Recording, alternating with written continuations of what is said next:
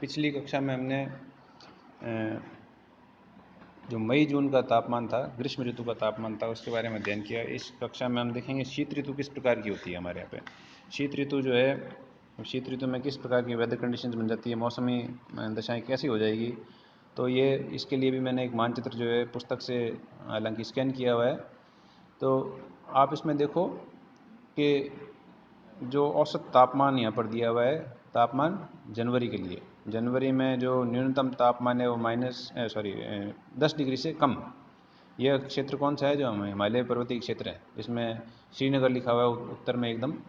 और जो अरुणाचल प्रदेश वाला भाग है वहाँ पर हमें, नेपाल में हालांकि यही स्थिति बनी रहती है।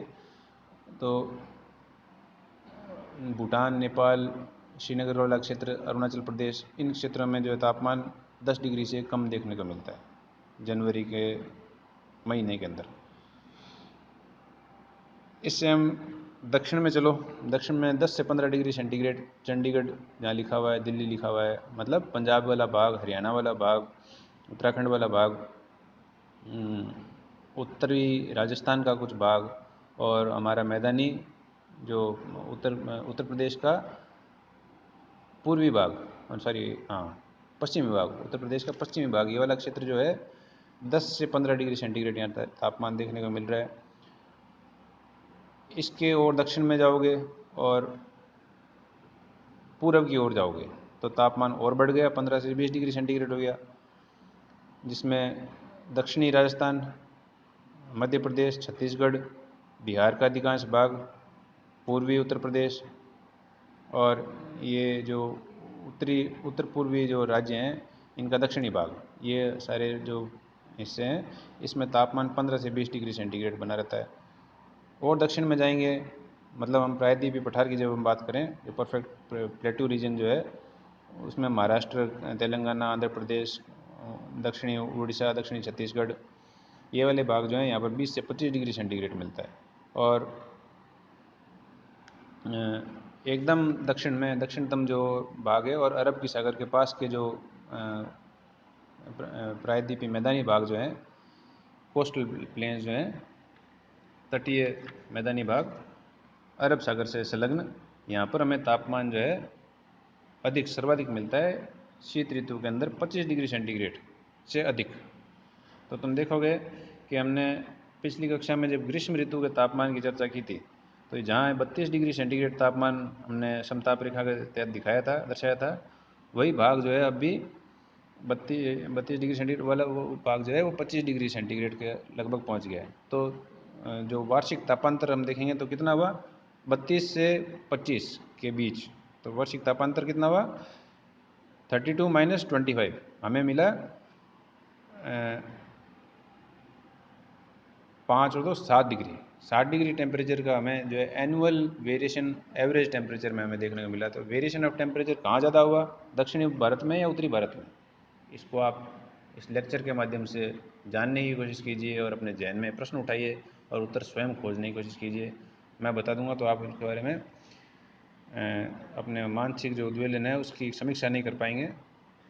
इसलिए आप खुद जानें इस चीज़ को कि भाई ये वेरिएशन कहाँ जाता है, एनुअल रेंज ऑफ टेम्परेचर्स कहाँ ज़्यादा देखने को मिलते हैं, वार्षिक जो है तापांतर सर्वाधिक कहाँ है, उत्तरी भारत में या दक्षिणी भारत में। तो ये तापमान के बारे में हमने जाना। अगर हम इसमें देखें कि हमारे भारत के इस समय समदाब रेखाएं, जो वायुदाब है और पवनें, हवाएं जो है वो किस प्रकार से चल रही है, उसके बारे में अगर हम जानना चाहेंगे तो ये दूसरा मैंने मानचित्र ये भी स्कैंड है, आप इसको देखो। इसमें वायुदाब की जो दशाएं हैं वो उल्टी हो गई है, ग्रीष्म ऋतु की तुलना में वायुदाब की दशाएं एकदम विपरीत हो गई है। जहाँ वायुदाब अधिक था अब वहाँ वायुदाब निम्न हो गया है, और जहाँ वायुदाब निम्न था वहाँ वायुदाब अधिक हो गया है। अब राजस्थान का, जैसे तुम पाकिस्तान का जो बॉर्डर है, राजस्थान का जो पश्चिमी राजस्थान का जो भाग है, वहाँ तुम देखो 1019 लिखा हुआ, मतलब जो ये प्रेशर है, महीना कौन सा है, जनवरी का, जनवरी महीने का प्रेशर है, इसमें लिखा हुआ है 1019 MB, मतलब 1019 मिलीबार प्रेशर हमें पश्चिमी राजस्थान में मिल रहा है। और ग्रीष्म ऋतु में कितने आता है ये, ग्रीष्म ऋतु में हमने ये देखा था कि जो यही इसी स्थान पर 997 997 पिछली कक्षा में जो मैंने मैप दिखाए थे उनको तुम देखना, 997 MB वहाँ पर प्रेशर था। तो ये प्रेशर में वेरिएशन क्यों आया? क्योंकि तापमान अब जो है दक्षिणायन शुरू हो गया है, मतलब समर विंटर सोल्स्टिस शुरू हो गया है। सूर्य जो है अब कर्क रेखा के बजाय मकर रेखा पर सीधा चमक रहा है। तो इस कारण से वहाँ तापमान अधिक हो गया दक्षिण भाग में, लेकिन दक्षिणी गोलार्ध में, लेकिन यहाँ तापमान कम हो गया है। और तापमान जब कम होगा तो हवा क्या होगी, वह अपेक्षाकृत भारी हो जाएगी। ठंडी हवाएं भारी होती है और वो नीचे बैठी हुई होती है, इसलिए दाब भी हमें उस हवा वायुमंडल का जो उसमें गैसेज है उसी का ही दाब हमें महसूस होता है। और वही दाब जो हमें इसका मापन करते हैं मिलीबार में, वही दाब हमें यहाँ पर दर्शाया भी गया है। अब ये वायुदाब तुम देखो, जहाँ पश्चिमी राजस्थान में सबसे अधिक है वो वायुदाब धीरे धीरे जब हम दक्षिण की ओर बढ़ रहे हैं तो ये वायुदाब कम होता जा रहा है। और जब वायुदाब के आधार पर ही हवा का भी जो दिशा है वह निर्धारित होती है। हवा की दिशा उच्च वायुदाब से हमेशा निम्न वायुदाब की तरफ चलती है हवाएं।